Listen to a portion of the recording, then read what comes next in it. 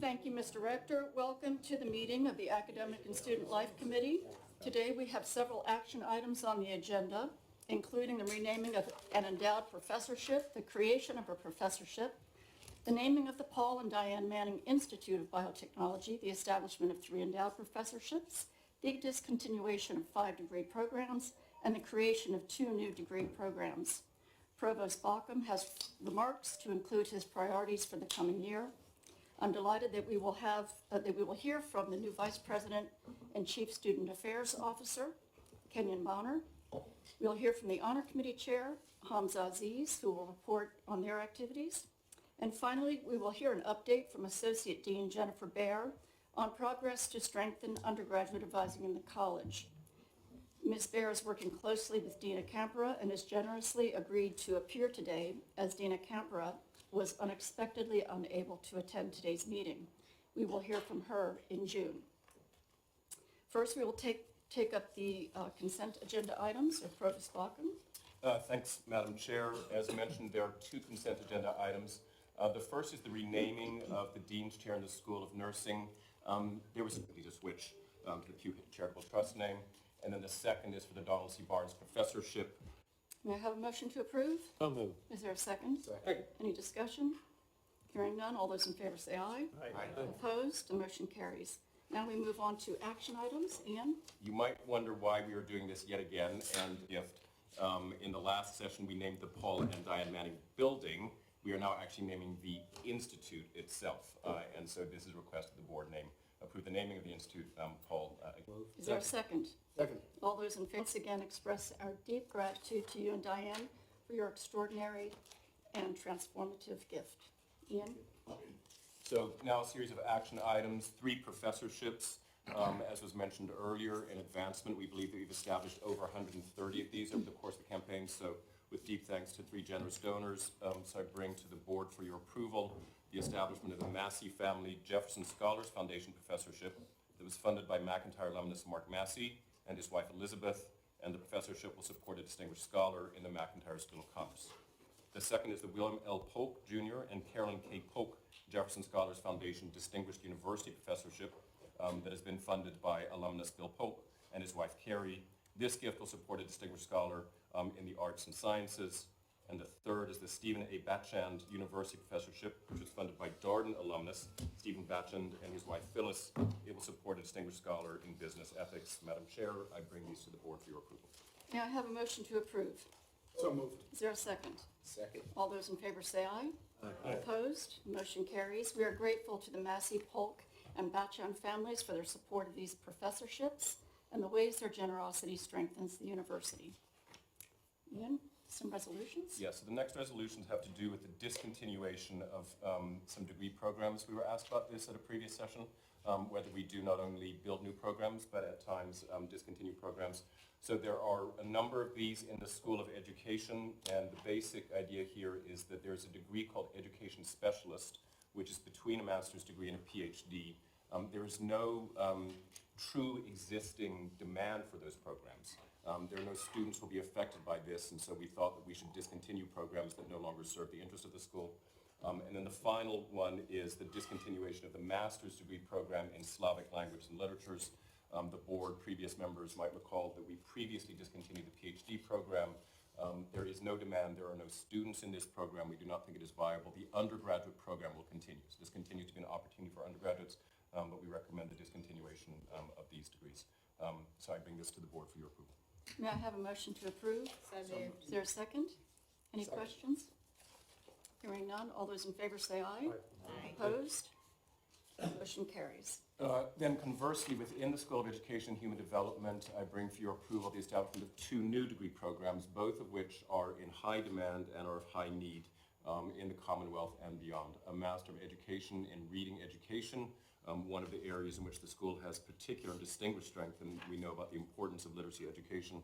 And the second is for a Doctor of Philosophy, a PhD degree in kinesiology, again, a very important field for human health, and our school is leading school. So I bring these to the board for your approval. May I have a motion to approve?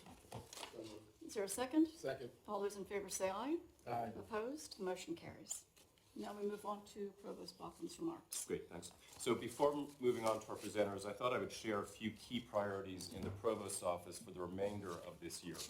And I'll move through them fairly quickly, except for the third, the final one, which I do want to spend just a little bit of time. The first is to keep focusing on the pan-university institutes and grand challenge initiatives that we've been discussing with the board over the course of the past several years.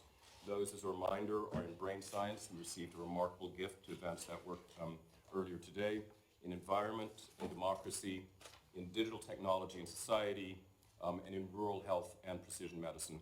We want to make sure that as we stand these institutes and grand challenges up, that we are investing our money wisely and well, and that we're ensuring that there's deep collaboration between the directors and leaders of these university spanning institutes and the work of the school. So that's an area of focus for us. A key part of that is continuing to work with Jim, Craig, JJ, Melina Kibbe, and others on the next phase of the launching of the Manning Institute. We have broken grounds. We are proceeding with the design and the construction of the building. We are now actively in the process of recruiting the inaugural executive director, the chief scientist for the institute, and a first cohort of scholars. We want to do that work. We're not going to wait for the building to open to embark on that work. On similar fronts, as we have discussed previously, we are moving forward on preliminary design planning for a comprehensive center for the arts, which would combine a performing arts center, the Fralin and Kluge-Ruhe museums, and the music department, contingent on further state support and additional philanthropy in addition to the remarkable lead gift that we received from Tessa Ader. So we will proceed if we can succeed in raising those additional funds with a comprehensive center that would bring all of these together. If we accomplish this, I regard this as an evolutionary leap forward in the future of the arts at UVA that will be virtually unprecedented in our time. So a remarkable body of work and opportunity in front of that. While we're working on that, as is previously mentioned, we are eagerly looking forward to the opening of the Contemplative Commons, but also not just the opening of the building, but to maximizing the impact of the Contemplative Sciences Center by deeply integrating it with our academic mission and with student life. And one of the areas where we think we can really benefit from the opening of the Commons and the recruitment of a new executive director for Contemplative Sciences is as we attend to our students' mental health issues. We think that there's some strong opportunities for partnership there. While we're looking for the director of the Contemplative Sciences Center, we are also looking forward to the conclusion of the search for a permanent vice president for research. That search is going very well. I'm grateful to the members of the board who have met with some of the finalists for that position, and I'm grateful to Fred Epstein, who has been serving as interim director, interim DPR over the course of this year. A couple of other things. We are working with all of our faculty, all of our deans, all of our staff, and increasingly with all of our students to be sure that we are thinking and planning urgently and wisely for an AI future for the university, really thinking deeply about the way in which artificial intelligence, generative artificial intelligence, has an impact on our pedagogical mission. We're going to hear more about that tomorrow in one of the sessions. We have a task force that is looking about the ways in which our research mission can be incredibly amplified by recourse to artificial intelligence. Fred Epstein, who I just mentioned, has been chairing a task force on AI and research. We have discovered that we have over 300 faculty members already at the university who are doing work in AI-related fields. What we need to do now is to build a comprehensive strategy for the university to really see where we can position ourselves at the leading edge. Deep thanks to JJ Davis, who's also been convening a working group looking at AI and the operations of the university, how we can be a more efficient and productive university. A few more things. We're partnering with all the deans, with Greg Fairchild, who is the Dean of UVA Nova, and with Kemi Jonah, our new Vice Provost for Online Education, on the next steps of expanding our operations in Northern Virginia, both in the Fairfax site that will become available to us next spring and at Rosslyn. There are a number of new both non-degree and degree programs in consideration or in development or they're about to launch, including programs in public policy, programs in engineering, programs in architecture and urban planning. Sorry, the public policy is under consideration, serious consideration, but not yet established. And as we discussed briefly at the Health System Board meeting this morning, we see an opportunity that our presence in Northern Virginia might have a strong healthcare focus as we think about the education and training of new nurses, as we think about training people in the healthcare professions and healthcare administration, We know as we look at the opportunity in front of us in relationship to our biotech efforts that one of the things that we lack within the state is a biotech-trained workforce. As we're thinking about the ways in which we might be able to work from students in community colleges to undergraduates to master's students to help equip a biotech workforce. Two last things before the final item. Jim has charged all of us to work with the deans and with Mike Lennox, a professor from the Darden School, who is the inaugural holder of the Tadler Chair in Entrepreneurship and has been serving as a special advisor to me on entrepreneurship to build a university-spanning entrepreneurship initiative. And that's a deep area of focus. Three things that we really want to concentrate on is, one, establishing a much broader and more vibrant set of co-curricular entrepreneurial opportunities for our undergraduates to sort of embed that in the culture of the place. A second is to be providing more support than we currently do for our faculty who are thinking about opportunities for research commercialization, social entrepreneurship, and then really to be sure that we are playing the role that we should be playing as an institution in vitalizing the entrepreneurship ecosystem within Charlottesville and the Commonwealth as a whole.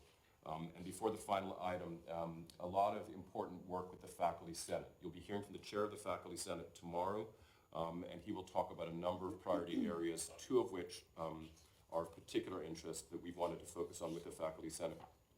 We have seen a significant rise over recent years in the number of students who require disability accommodations, particularly in relationship to issues coming from mental health concerns. There has just been a significant increase in this. We are committed to supporting all of those students.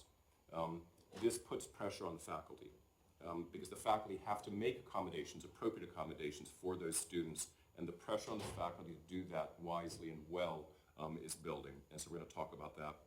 And then also, we recently conducted a university-wide faculty salary study to make sure that we actually had a comprehensive, understandable, coherent, and equitable faculty salary policy.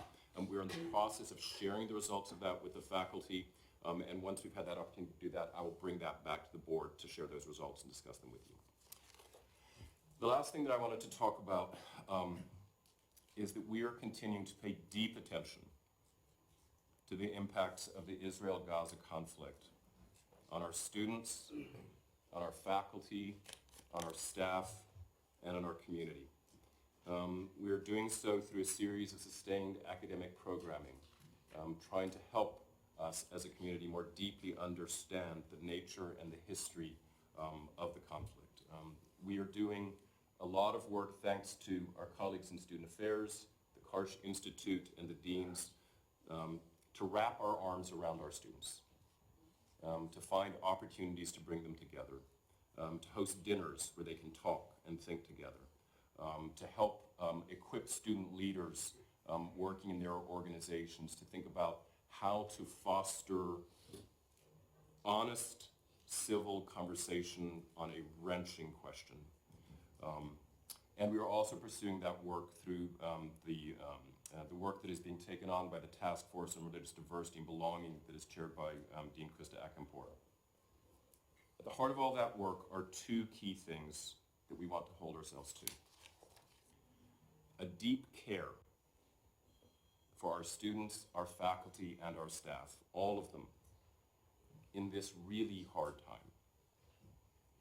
And a commitment to what I've been thinking of as 4 E's.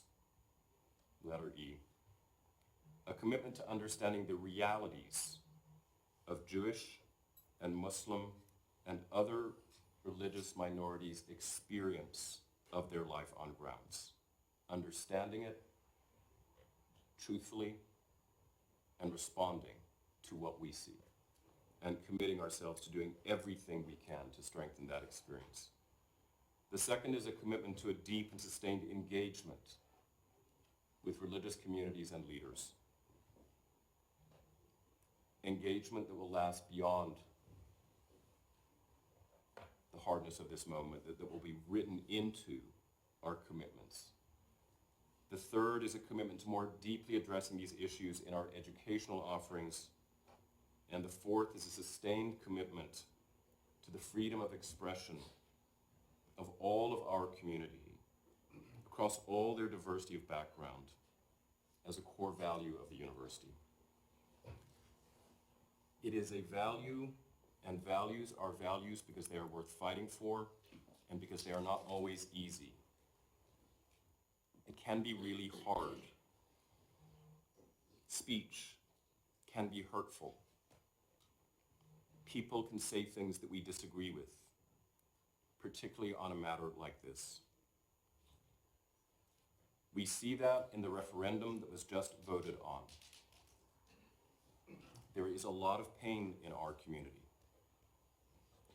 Pain felt by our Jewish students. Pain felt by our Muslim students. Pain felt across our community. And there is strong disagreement. We have to find ways to continue to be a place where people are free to disagree and where everyone knows that they belong. Jewish students and faculty and staff belong. Muslim students and faculty and staff belong. Everyone belongs. All of us. We here, founded by Thomas Jefferson, who named as one of the 3 accomplishments of his life the founding of the University of Virginia and the authorship of the Declaration of Independence, that inspires us with the idea of a people held together by the pursuit of truth. We have to commit to that. We need to experience that that is true. We need to engage with one another to make that true. We need to educate each other. We need to be free to express ourselves. And we need to listen to the people we disagree with. And we need to care about them. We need to care about them as people. We need to care about them when they are suffering. We need to care about them as part of our common family. Jewish and Muslim, Israeli and Palestinian, all. We'll have a chance to talk about this more fully across the course of our meetings. For the moment, I simply wanted to express my thanks to all the members of the board for your counsel and your wisdom. An invitation that we do the same. We freely engage this issue, agreeing and disagreeing, and caring for one another and care for the community that we are appointed to serve. Thank you. This is vital work. We owe it to our students and to all our community. We need all our shared insight to get it right. Madam Chair, that concludes my remarks. Thank you very much, Ian. Madam Chair, can I offer some comments about what the Certainly. Provost just said? Is that okay? Certainly. I just wanted to say that we've talked about a lot of stuff today that has made me very proud, the donations, the programs that we're developing. But Ian made reference to this referendum that the students passed this week, and I think it's one of the most shameful things that's ever happened in the history of the university. It's a blatantly anti-Semitic initiative. We've not done nearly enough to condemn it. We've not done nearly enough to speak out against it. All the members of the board received an email from 30 Jewish parents a couple of months ago telling us and administration that their students don't feel safe here, that they're being discriminated against and harassed and intimidated. I think that this referendum that passed yesterday is strong evidence of that. It's been made public in the newspaper and in national publications that we're under federal civil rights investigation for anti-Semitism. I think this is a very serious issue that is really hurting, and this is not against anybody, it's for this devastated community here at UVA that's really suffering, and that the alumni and friends that I have from that community are some of the most distinguished, devoted, loyal UVA alums and students there are. And so I think that the board and the administration should speak very forcefully to condemn what's been going on in that area, to respond to the cries and the pleas of the parents and alumni. I've gotten over 500 emails since 9 o'clock this morning from parents concerned about this. And I think we need to take it very seriously. I appreciate the comments of the provost and the spirit in which they were delivered, but I think we need to be more forceful. We need to distance ourselves categorically from things like this horrible referendum, and just be stronger for this insular community that's really under siege at the UVA. Thank you. Madam Chairman, if I could follow up on that, Provost Balcom, we can all agree that there's a lot of pain. There's a lot of pain over the disagreement how we handle this. But one thing I think we can all agree upon is that our main reason for being here is education. That education can be philosophical education, it could be psychological education, it could be spiritual education, but it can also just be book education. That's what our parents are paying their students to come here to receive. And I would like comments either now or in the future about what the university's policy is when a professor independently takes it upon him or herself to cancel a class, particularly in this case to the issue that Doug was talking about. I found that reprehensible. I found it the antithesis of what our mission is here at the university to educate students. If I had a student here, I would demand, I did the math, $156 that they spent for that 1 hour of classroom activity that was canceled. And I obviously feel very strongly about that, and I know that there are a lot of other people in this room do as well. So you're welcome to comment or whatever. Thank you, Mr. Long. I believe that we will have the opportunity to address these issues over the course of the meeting, and I assure you that we will. Thank you. Yes. One other comment to just echo what Doug and Steve have said, and Mr. Provost, I totally agree that we should have discourse, and we should have civil discourse, and we should have open discourse, and there is a lot of things to debate about the Middle East and everything that has happened and will happen. I have spent a lot of time with our Jewish community here. For those of you that don't know Rabbi Shlomo Meyer, who's sitting right behind me, I've spent a lot of time with him. I've spent a lot of time with Jewish students. I've spent a lot of time with Jewish parents. I've gotten a lot of those same emails that Doug and many of us have gotten. And none of them are afraid to have a debate. But you cannot have this debate on our grounds right now, the way we are allowing the rules to be abused. The SJP group, they will absolutely verbally abuse a Jewish student or parent, doing nothing but standing by. They will not allow a civil discourse, and we will not condemn that. They abused the referendum rules. We have rules. We have definitive rules. The University Board of Elections has rules. They were definitively broken, and we didn't do anything about it. We just let it go. Michigan canceled their referendum. UCLA, Brown just condemned it. Much of the same crap happened in their referendums. We have an opportunity to really say something really good and bring together parties that just won't come together. And this world, we got to come together. And when people aren't coming together, we got to stand and say, it's the wrong way to do it. I would urge anybody that wants to read these letters to take a highlighter pen out and highlight the lines that occurred on grounds compared to a very strong belief of history and wellness in that area, who's right and who's wrong. Much of these letters are filled with lots of beliefs on who's right and who's wrong and what's happening there. I'm not sure the university should necessarily take a stand on who's right or who's wrong in the Middle East. We should definitely take a very firm stand on what happens here.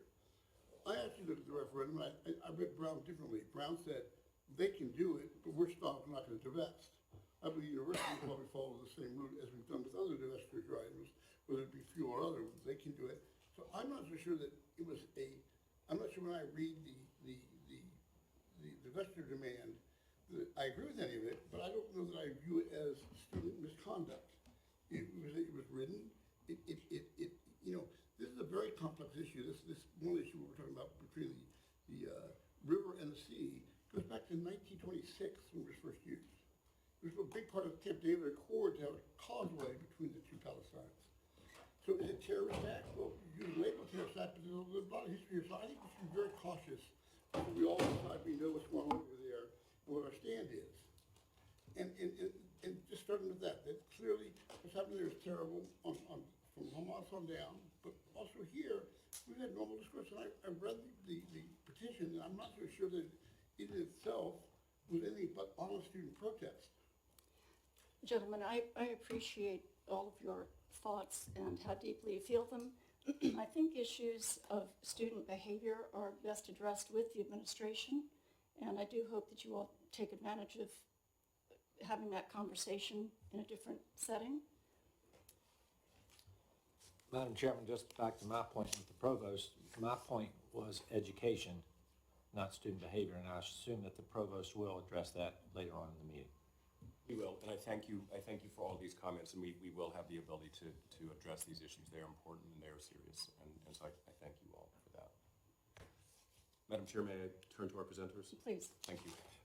So we're going to move on to 3 presentations, and the first is I'm delighted to introduce our new Vice President and Chief Student Affairs Officer, Kenyon Bonner. Kenyon came to us in mid-January after 20 years at the University of Pittsburgh, where he most recently served as Vice Provost for Student Affairs. We are lucky that you're here, Kenyon. We are lucky that you're here. Kenyon's been on grounds for about 6 weeks. He dove right into things, and we've invited him after just 6 weeks to share some initial impressions from his time on ground. So, Kenyon, over to you. Thank you, Provost Baucom and Madam Chair, and good afternoon, everyone. This is my 34th day at UVA, and since arriving in mid-January, I've been warmly welcomed into the UVA community. I knew UVA was a special place, but I know firsthand now what it feels like to come here as an outsider and join this community. Back in December, I got a glimpse of the spirit that pervades UVA. I visited for a lighting of the lawn, as many of you know. And knowing that this event was started by students and continues under their leadership and partnership with many others, I had little doubt UVA was a place where I could both serve and grow. My priority, of course, has been to learn about UVA. Learning involves active listening, and so my calendar has thus far been filled with meetings with listening to staff, to our student leaders, university leaders, and the people who help UVA run smoothly daily. I'm still drinking from the proverbial fire hose, but every day it gets a little better. With my office in the Rotunda, my temporary living quarters in Pavilion 8, I'm delighted to be fully surrounded by the beauty and energy of grounds. I've also appreciated my growing supply of UVA swag and the blue and gold orange additions to my wardrobe. As you can see today, I have the tie on. It's already a necessary part of my day to keep informed about the day-to-day priorities and weigh in on solutions and next steps. I know through our experience in higher education that whatever is going on in the world can affect our students. Campus climate, or the experience our students on grounds, and the quality and extent of the interactions between students is important to understand and for us to be attentive to. This year, many of our students, as you're already aware, including our Palestinian, Israeli, Jewish, and Muslim students and families, have been deeply affected by the violence in Gaza and Israel. However, we remain committed to supporting all of our students and responding to their concerns and facilitating opportunities for our students to engage with these issues in ways that support their mutual understanding, their compassion for each other, their learning, their growth, and their sense of belonging. Our student affairs team often works behind the scenes, but they are also on the front lines in times of crisis and concern, and they're present and engaged in the daily programs and activities led and hosted by our amazing students. Mentoring and guiding students is a big part of our work. We help our students develop skills and experiences that support their journey to find meaningful work and public service in life. Our students' unique engagement and student self-governance affords them invaluable opportunities for experiential learning. So over the past 2 months, I've been out and about on grounds to visit our students and staff where they are, from Newcomb Hall to Dawson's Road to our residential colleges to the Student Health and Wellness Center on Brandon Avenue and our Career Center in Bryant Hall. We also continue to host dinners in the Academical Village hosted by Interim Dean of Students Cedric Rucker. Now, as you're aware, Dean Rucker has agreed to serve 1 more year in the role of Interim Dean of Students. And Dean Rucker is an experienced, highly respected leader in the world of student affairs professionals. And since being named interim dean last August, he's become well known with our students. He is a warm, wise, approachable, and also a great thought partner. And I'm grateful that he delayed his retirement for yet another year to serve in this vital role. Now, selecting a permanent dean of students is a priority, and it's imperative that we find the right person. And so a national search will get underway in the fall, and it will involve our students, our staff, and our faculty. Over the past few weeks, I've had the pleasure of meeting hundreds of students and student leaders, both formally and informally. At the end of January, I enjoyed a dome room dinner with the residents of Brown Residential College. At another dinner, I was pleased to meet student leaders in the L2K group. Last week, I attended a dinner hosted by our second-year student council. Earlier this month, at an annual event hosted by our students here at UVA, I spoke to about 100 student leaders from the 15 ACC institutions. I've cheered on our men's and women's basketball team at JPJ and enjoyed countless other opportunities to engage with our students.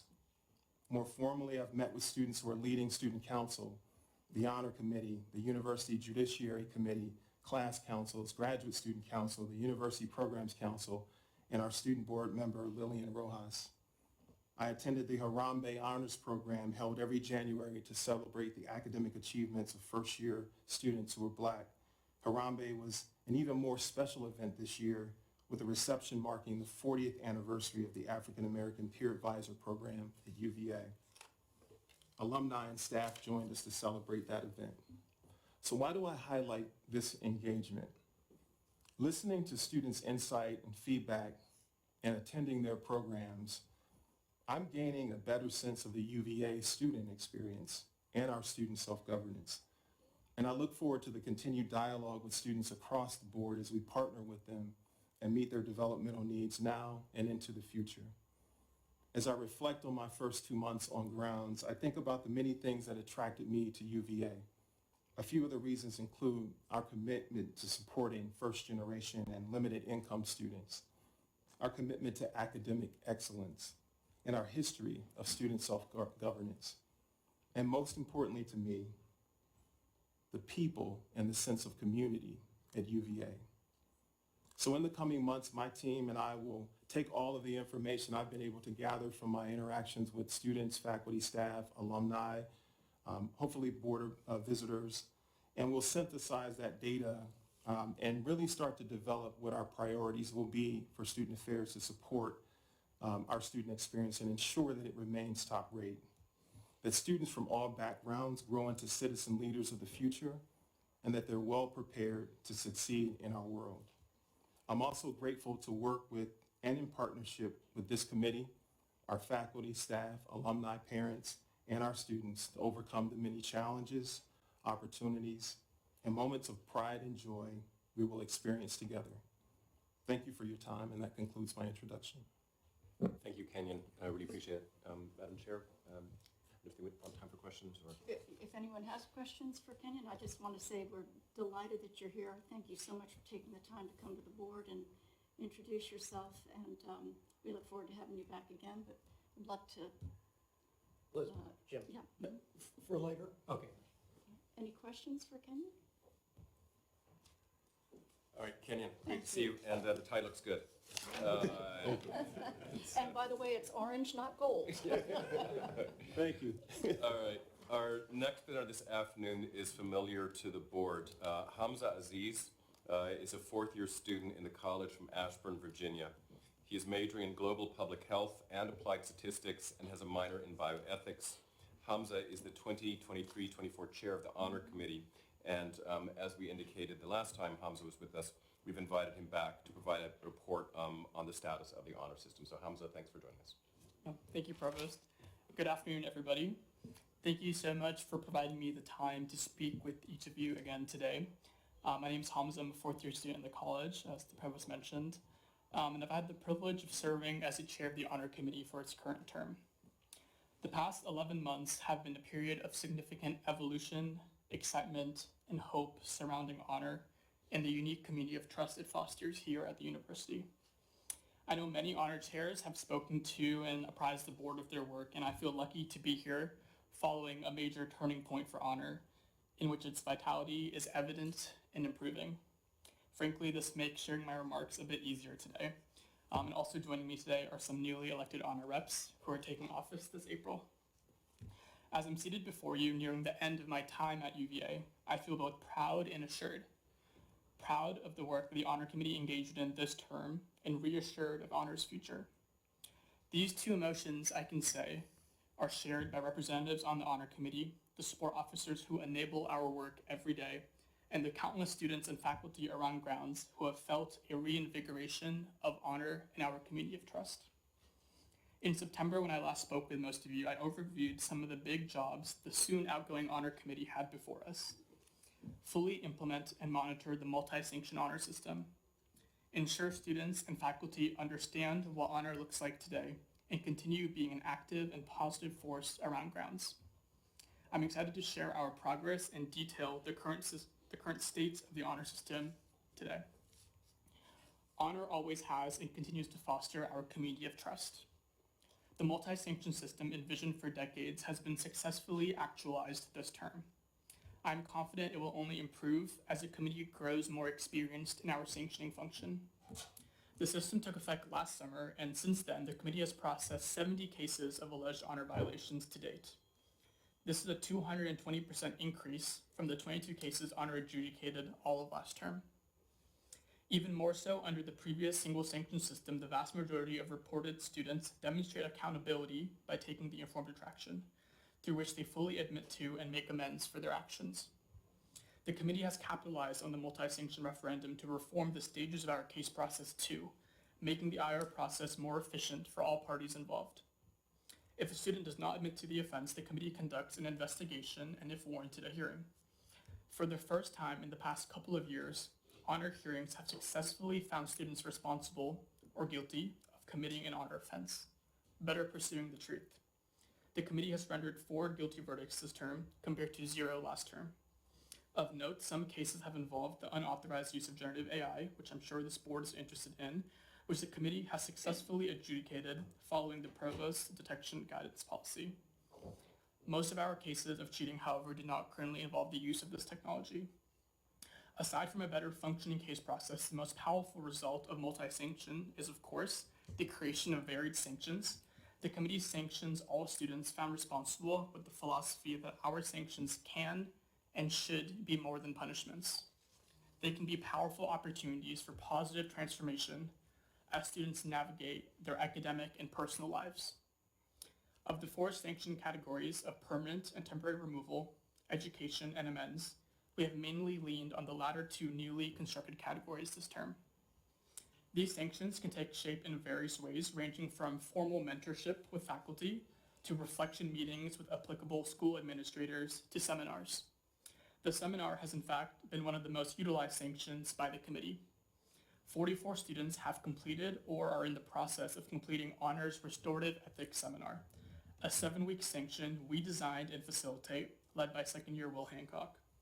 This seminar equips students with tools to affirm their role in the community of trust through dialogues with peers, community members, and themselves. At the end of the seminar, students compose an anonymous reflection called the XYZ case study regarding their experience and lessons learned, which we then publish for all members of the UVA community to review.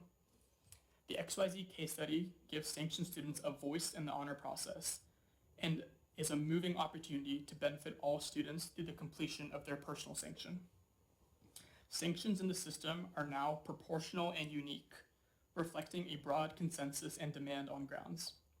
While suspension nor expulsion have yet to be utilized, the committee stands by their role and place within our system. And to emphasize, the increase in case numbers does not reflect a pandemic of dishonorable conduct on grounds. Instead, is a testament to a system increasingly relied on by faculty, students, and community members. The committee expects this trend to continue as we better serve as a resource within our academic community to promote and maintain integrity. A clear co-requisite of implementing multi-sanction is ensuring a widespread understanding of the system. The committee has worked steadily to instill this understanding at the student and faculty levels. amending decades of, at times, declining connotations in regard to honor. We will continue to reach and educate circles around grounds regarding what has changed and what has remained the same, a shared commitment to living honorably. And as we clearly know, honor, while often synonymous with its case process, is so much more. Honor has strived to be a positive and supportive force on grounds for all students this year. We've partnered with Student Health and Wellness to support students during periods of heightened academic stress. We've implemented focused initiatives like our first International Students Days this past November with the International Studies Office. And my personal favorite, we hosted our first ever Honor Week around grounds in early February. This week was a tremendous success, reaching thousands of students on and off grounds, including SCPS students through Zoom events. We partnered and were supported by many groups ranging from the library to Karsh to the President's Office, to name a few. The key takeaway from this week and our other outreach this term is this. For the first time in many years, and definitely since the first time as my student at UVA, honor is on an upward trajectory, being widely witnessed and felt. I attribute this directly to multi-sanction. I said this in September, but it's worth repeating. The referendum proves just how powerful a tool student self-governance can be. Through this tool, students took ownership of and reinvigorated the tradition and differentiator that honor is, recommitting to the same ideal of honor many of you committed to during your time as a Virginia student. The multi-sanction referendum this year underscores a remarkable truth about our unique honor system. It is capable of changes and made stronger by them. I'm grateful our 182-year-old institution of honor will prevail and instill an ethic for generations of Virginia students. Thank you for your support, buy-in, and ears, and I look forward to your questions, if any. Thank you, Hamza. Other questions? Yeah. I just wanted to say how proud I am of you, having watched the process you've gone through since I was faculty senate chair, and then congratulations. I think you've made a huge accomplishment, and we're really proud of you. Thank you. Mr. Director, Madam Chairman, I think there's nothing better we have done and can do at this board other than to make time for Hamza, his successor, and his team to address us at every meeting and give us an update. And Hamza, I gave you the opportunity when we talked yesterday, but I'll ask you again. How can we help as administration and the board to help you make it even more improvement and continued growth of acceptance within the student body? Yeah, thank you, Bert. That's like a generous question. I'll probably say a similar response, buy-in, but specifically public buy-in. And I asked for that shamelessly. Early fall, I recall like President Ryan and Rector Hardy, we co-signed a letter, a public show of buy-in of the system. And things like that, I truly think they have a trickle-down effect to all faculty, students, alumni. So public expressions of buy-in from administrators, I think that's the number one thing that students on the honor committee would continue asking for. But we're here whenever you need us. And I think you should come back to the faculty senate and give them an update, because I think they'll be really happy to hear that. I would love to, yeah. Thank you. So Hans, I want to thank you, and I want to thank this generation of student leaders for really protecting the distinguishing factor of this university. I have the opportunity to interact with board members who are board members of other universities, and we all can brag about our academic achievements. We all can brag about how well our students do. But when we talk about student self-governance and the opportunity that this university affords our students to do real, weighty, and important things, everyone else gets silent, and I continue to talk. Again, I said this a year ago, 2 years ago, we were first confronted with the dual sanction. I reminded folks that Thomas Jefferson did not start the honor system. It was students who saw the need for an opportunity to self-regulate, and they birthed it. And so we have to trust students to caretake it. And over the generations, it has been modified. It has changed, but it's always been done by students. So I want to thank the board for reserving our an inherent instinct to lean in and to trust our students to do what our students are special for doing, which is governing themselves. And it is what makes this place different and better than any other place in the country. And so I'm so proud of you, and I'm so proud of the system. And likewise, Madam Chairwoman, I would love to see a student leader at every board meeting, because that's why I'm here, right? I love the work of managing the institution, but I'm here because I love the students. I love what this university did for me when I was a student, so thank you. Other questions or comments?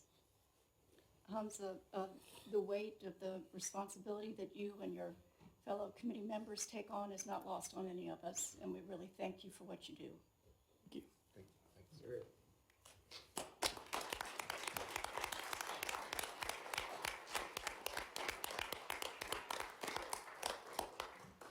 All right, as we move on to our final presentation, which is on advising, just a very brief reminder of how we got here.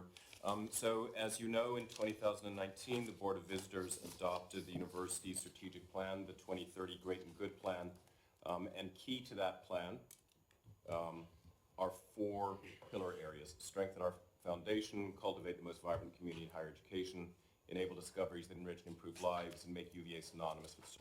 That's about our people. It's about our students and our faculty and our staff, and what we need to do to ensure that we are supporting them. A key element of the plan, and moving from that as a value and a goal to then really begin to flesh out actionable items, was to take a look at the systems that exist across the university and the systems that are in place to enable our students and our faculty and staff to succeed. As we did that, we built out 10 key initiatives to enable us to pursue that work. One of those initiatives is Success UVA, and at the top of the list of Success UVA, what it means for us to be educating and supporting a successful and extraordinary next generation of students was to improve academic and career advising. We talked about this in August at some length. We talked about a number of steps that are being taken to introduce some new advising software, a new sort of front page for advising. We heard from the Dean of the School of Engineering and the Dean of the College. And we now have the opportunity to hear an update from the college on what is happening for the next steps of implementing advising. Dean Krista Akampora sends her regrets. She unfortunately was not able to join us today as planned. With deep gratitude, we have here Associate Dean Jen Baer, former chair of the Sociology Department, who has stepped in. I know you've been deeply involved, but thanks, Jen. You stepped in on. Thank you so much, Provost Baucom, for the opportunity to be here on behalf of Dean Akampora. Thanks, Ken. And thank you, Madam Chair, and distinguished members of the Board of Visitors for allowing us to share with you where we are in the process of advancing one of our utmost priorities in the college, which is improving our students' experience of advising. This work is being led in our office by Judy Gehring, the Interim Associate Dean for Undergraduate Student Services, and David LeBlanc, Interim Associate Dean for the Undergraduate Experience and Strategic Initiatives. So when Dean Akampora last updated you on advising, she made a commitment to fix pre-major advising in the college, and she asked for your patience as we did our due diligence to fully understand not just what we need to change about pre-major advising, but also how those changes can best articulate with and elevate our students' academic formation and their overall experience. And through an engagement with her on consulting, we've now completed a comprehensive study of the advising ecosystem in the college. And in fact, we just received the final report from her on last week, so this is sort of hot off the presses. And this study, I think, largely confirmed what we already knew to a large degree, which really quickly, just to summarize, and I don't want to spend a lot of time on this, the system of pre-major advising that we have isn't working, at least not well enough for many of our students. And there's something, I think, of a little bit of a paradox here, which is that we know that students overwhelmingly report a positive academic experience at UVA.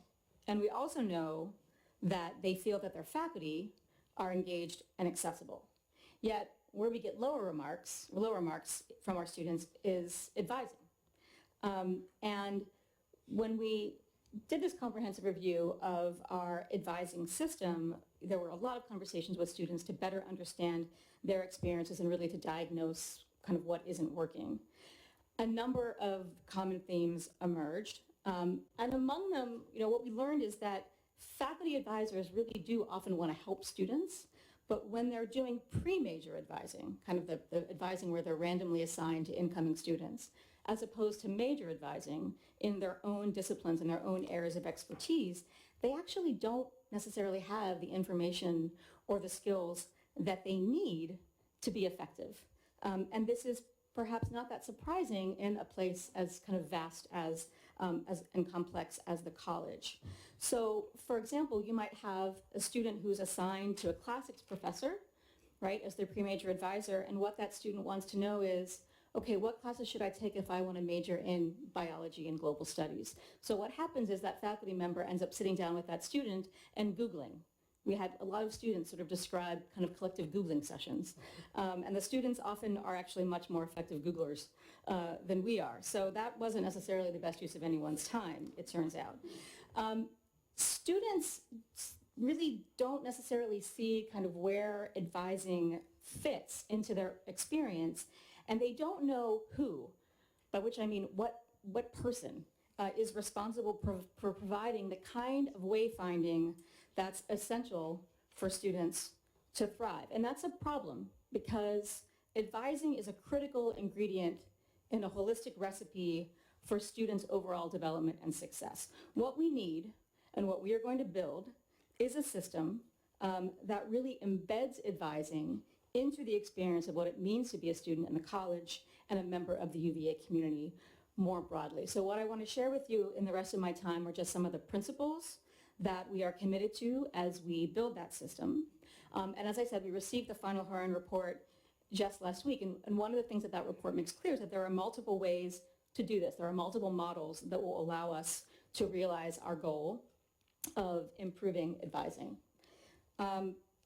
In fact, we've actually identified 4 models. 2 of them are just shown here. And the main variation across these 4 models is really how closely we connect pre-major advising to the college's signature first-year experience, which is the engagements. Now, as you'll probably recall, this is the first year that we've been able to scale engagements to the population of first-year students. This is a huge accomplishment of which we're actually enormously proud. And it's also an amazing opportunity as we've learned a great deal about what it means to deliver a best-in-class student experience at scale. So one concrete lesson we've learned from building and refining the engagements is that it's critical to develop a community of practice to achieve this kind of impact. Now, for the engagements experience, that community of practice is our rotating cohort of college fellows. When it comes to advising, our intention is to build a community of practice for advisors. That includes devising shared goals for those advisors, offering them regular assessment, and ensuring that they have access to professional development opportunities to support continual improvement. Now, the first model that you're seeing here, in this model, the community of practice is constituted by professional advisors. In the second model, advising would actually be more closely integrated and sort of built into the engagement's curricular structure. Now, the results of our comprehensive study and the various models that are being considered have been shared with all faculty in the college, and Dean Akampora will spend the next few weeks in discussion with faculty and other stakeholders, evaluating the pedagogical and logistical benefits, challenges, and opportunities of each one, with the expectation that we'll finalize a model in April. Now, while the critically important work then of engaging that stakeholder feedback is ongoing, we've made some important decisions that I want to share. We know that there are 3 elements that are going to be part of whatever model that we land on. The first, as we said, is we're going to build an academic experience for students, providing a kind of curricular foundation for advising through either an advising lab or an advising experience. We're going to build a community of practice that is sort of modeled on and inspired by our success of with the college fellows. And we're going to strengthen, essentially, the advising ecosystem with a dedicated effort of specially trained professionals. And I think this last point about the ecosystem is really critical in that we need to understand the many touch points that shape the student experience. And we have to ensure that the purpose-built system that we're creating generates a holistic and seamless experience from the vantage point of those students. Now, it's going to take some time to build this system, but we are already putting important changes in place for the fall. We will be moving away from kind of ad hoc assignments of students to particular faculty. We will be ensuring that all advisors receive specialized training and support for the pre-major advising that they're going to be providing to our new students, some of which will be delivered through our popular COLA seminars. And the people who are doing the work of advising will be evaluated and recognized for that work. Next year, we will be moving this work forward on 3 fronts. We're going to be already making some changes to first-year advising of the sort I just described. We're also going to be engaging our faculty and advising specialists in developing that new advising lab or experience. And third, we're going to just expand our capacity by hiring and training advising fellows.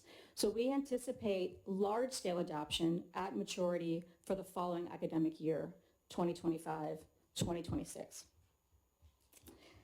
As we develop and eventually implement this new model, we're guided by a clear set of indicators, all of which again center the student experience and ensures that we are making resources maximally accessible to students, all with the goal of ensuring that they are fully supported at UVA. Our goal is really to build an approach to advising that makes clear to students our commitment to their success virtually from the moment that they commit to us as incoming students and accept their offer of admission. And that's the process that we're in, that's the system that we're in the process of building. I just want to close by emphasizing again that Deana Campora truly wishes that she could be here to give you this update herself. This work is very dear to her. She asked me to relay again just how grateful she is that the board has made this such a high priority. We're really very grateful for your partnership and that of the provost as we move forward with this very important work. Thank you. Thank you very much for coming, Ms. Baer. This can be a difficult gig under the best of circumstances, and I really appreciate your just dropping everything and coming to do this for us. Trish? Hi, I just have a quick question from the faculty perspective. We're feeling a lot of pressure around SDAC demands. Mm-hmm. Do you think this new method will help relieve some of that, relieve the faculty of some of the processes underlying the, how students learn about it, how they apply for support, Yeah. and how they interface with faculty to get those needs met? That's a great question, and that's more than a faculty perception. The data definitely bear out the fact that there is increased demand for student accommodations. So we can certainly imagine part of that advising curriculum addressing SDAC and that area of student support. And there is also ongoing in the college a conversation about how we can best partner with sort of university services to ensure that we're able to meet the increased demand for student accommodation, which is taking, many forms. Thank you. There is an impression in the faculty that sometimes students don't understand Yes. the limits of what they can ask for. That's right. And that's creating additional pressure. Right, or even the process of going about it. Yeah. Other Madam question? Chairman, Yes. I want to just thank you very much for what you've done. And I don't know if it was the Chinese or the Greek who said the wheels of justice turn slowly and only more slowly turning wheels, or maybe the wheels of academia. The rector and Mr. Now will remember when I sat in your chair 13 years ago, this was the #1 issue in the Academic Affairs Committee, and back in the dark ages. And I applaud you for continuing to carry the torch. President Ryan, thank you for devoting the resources and the energy to this. Mr. Provost, let's just keep it going, because this is really a good thing. And at the end of the day, Greg and I say it's all about the patient at the end of the day, but in this side of ground, it's all about the student. And this is great. Trish and your colleagues, we thank you for what you're doing for this. I know it's not easy, but it's great work. Thank you. Yes. Yeah, just quickly. So with having this new advising system and having advisors that are trained to actually support student needs rather than just kind of letting it be a free-for-all, which is how it's been, will there be, whether now or maybe in thoughts for the future, of having any major-specific advising, even in that pre-major phase for students who maybe are coming into the university with an idea of what they want to do and really want to focus in on that, or maybe even know the exact path they want to take and just want to figure out immediately how they can continue down that path and be successful? Thank you for that question. It's a really great one. So this gets back to the point about the ecosystem, because pre-major advising is one part of the student's journey into a major, right? And so our conversation is focused on pre-major advising, but thinking about how it articulates with the transition into a major course of study. So one of the other areas of work is the creation of major maps. We're asking all departments and programs to really look closely at their curriculum and create kind of easy to understand visual representations of those curricular structures, so they know what prerequisites that what they need, and then what the actual requirements are for the major, so that those will be available, obviously, not just to the advisors, but also to students, to sort of help them engage in this kind of, mutual kind of wayfinding. Yes, Bert? Can that actually be done in your second year, or does, pre-major, you have to choose it even before you get here? How much time do you have to do that nowadays? To get to your major? You can choose a major. Right, so students are expected to declare a major by the end of their second year. You have to do the prerequisites before that to even have the option to do that? So it varies a lot by major, and this is one of the things that makes advising in the college complex.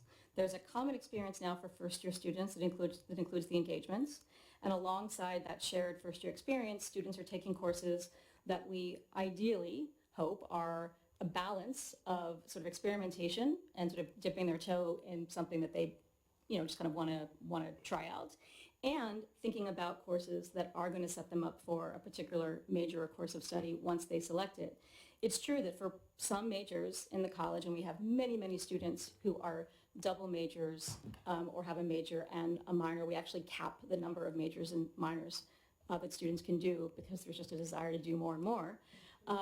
There is the need to think very carefully about how they can balance that exploration with the kind of preparation that's needed for certain majors, and particularly certain combinations of majors. That's one of the really critical areas of support where pre-major advising is needed. And we also in the college have to remember that, over 20% of the college students are going to transfer out to other undergraduate schools, and our pre-major advising needs to be cognizant of this and providing support for those students who are looking potentially to apply to Baden or to Commerce. So there's a lot that goes into pre-major advising that has to do not just with, investigating a landscape of possible majors, but making sure that we have the tools to prepare students for a wide range of options that they might be considering. Is there a simple general answer that I could give to a parent of a first-year kid on this coming September? Do they have to really sort of do this by January of their first year? No, certainly not. We don't expect students to know what they want to major in by January of their first year. But we certainly do intend to have support for students to make informed explorations of areas that they might major in. And that's what the pre-major advising system is going to do. The end of their first year? Is that the good answer to you? The end of the second year is when they need to declare a major. At the last day of my second. Right. You don't have that option. I think that many students in the college come in with an idea of what they want to major in, and they proceed towards that major, and it works out great. We also have a lot of students who come in totally unsure of what they want to major in, and they spend some time, kind of feeling around. But we also have students who come in thinking that they know what they want to major in, and then it turns out that they need to make a change. They don't get into the major or the school to which they were hoping to enter. And we need to cover the gamut of scenarios, right, for these various student experiences and these various student pathways. And pre-major advising has to reflect all of them. And it's very difficult for a faculty member in a particular discipline who can certainly help students who want to major in their particular department, but they may not have all of the tools to help the students navigate these various potential trajectories. So my advice to parents is, talk to your students about what you're interested in, about what they're interested in, and at the same time recognize that they've got some time to figure that out, and we are going to have an infrastructure that will guide those explorations in a way that will ease their transition into majors. I saw 3 more hands. Rachel? Yeah, just had a question. So I saw the timeline for implementation, and thank you for all the work you're doing on this. But what about the students that are first years now, just asking for a friend? And so, who may need, is there like a kind of bridging opportunity? Is there something you're gonna do that's a little more than what's happening now, between now and when they're expected to make a decision? So some of the resources like the major maps, we're actually working on rolling out as soon as possible, right? The students who are first year students will likely continue to be advised by the people that were assigned to them as their first year advisors. But that's a conversation that we're sort of still having. Yeah, it's a great question. Chief. All great. I love the momentum. Thank you, Steve, for reminding us that this has been a problem for longer than the time I've served on this board. Mr. Jefferson might have thought it was a Yeah, I see. And very good. I think the major maps is a critical, important idea that I think can be rolled out like ASAP. And Mr. Ellis, I think, students, when they get their acceptance letter to UVA, should start looking at major maps so that they're informed of the choices they have to make. Because when you get here, if you don't take that prereq, you can't apply to the CompSU. You can't apply to Baton School. And, I've had students come to me to say, Dr. Lateef, they told me I can experiment my first year, I can try this, and then I apply for the comm school, and they said, well, you needed that, and no one told me that. Yep. And that is a very common issue, especially for the students not highly resourced. It is an arms race to get accepted into the good schools in America. It really is, meaning families that are highly resourced, hire college consultants, get their kids in. Those students know they want to get into the comm school before they show up. They've already figured out what courses they're going to take, what they need to take. You have a student who shows up out of state, doesn't have any friends who went here before, didn't know business was something you had to compete to get into, thought that, oh, I could just sign up, just like any other major. They are dead in the water. They have no shot in competition with some of these other students. And look, I may be sounding very down about this, but this is critical stuff, and students are paying us good hard money. Families are paying us good hard dollars to serve them and serve their needs and their desires and what they want to major in, and that's why they came here. So it is obligatory on this body and the school and the college to provide the most information you possibly can at the easiest moment for them to find it. So that if there's a major map for all the majors right there on the website, they could start looking at that right now. And then they can start thinking about the questions. If we can't do anything else, even that has been a challenge here. Can I just follow up on that really quickly? Because I think it's a really terrific point, and it also goes back to, I think, the observation that we do have an advising ecosystem. We're trying to create a system that embeds advising in the experience of the college, but with an understanding that the college is itself embedded in a university. And so there has been some changes to the prerequisites for the comm school, for example. And it's critically important that the college be aware of those changes, right, so that we can best advise our students. The major maps are going to be a living, a sort of a living thing, right? We're going to have to continually revisit them and revise them as